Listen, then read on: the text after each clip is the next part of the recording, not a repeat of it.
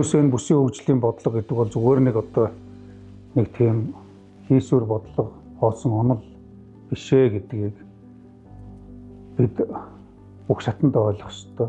20 гаруй жил цаасан дээр, ширээн дээр, шүүгэнд дарагдсан байсан бүсийн хөгжлийн бодлогыг энэ засгийн газар ажил хэрэг болох томоохон зорилтуудыг дэвшүүлж, улсын их хурл засгийн газрын тогтоол шийдвэрүүд гарч, тэгээд тэр хэрээрээ аймаг орон нутагт төвлөрсөн олон хөтөлбөрүүд хэрэгжиж эхэлж байна. Аймагуудын бүсүүдийг төрөлжүүлж, хөгжүүлэх эдийн засгийн үжил баримтлалыг боловсруулж байна.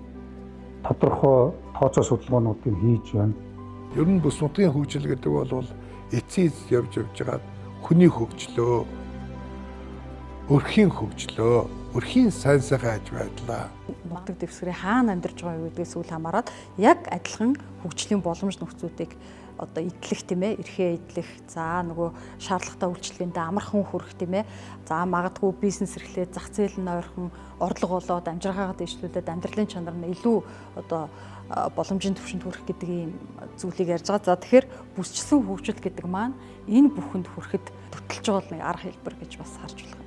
Бүс нутаг төлөвлөлт бол үндсэндээ бол орон зайн төлөвлөлтийн агуулгатай, эдийн засгийн чиг баримжаатай, байгаль нутаг дэвсгэрийн онцлог ашиглалтыг зөв тусгасан бодлогын болон төлөвлөлтийн хамгийн чухал баримтчгүүдийн нэг байгаа юм.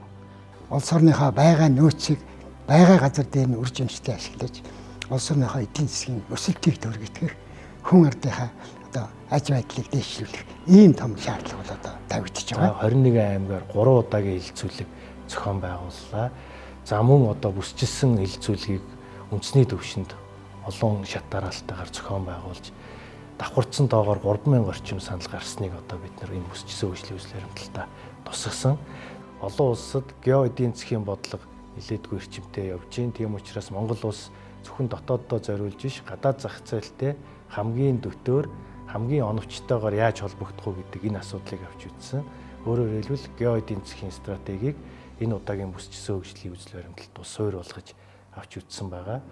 Тэгэхээр энэ бүсийн онцлог гэдэг бол өөрөө тухайн бүс аймаг орон нутаг хөгжих хамгийн том давуу тал нь, хамгийн том нөөц боломж нь.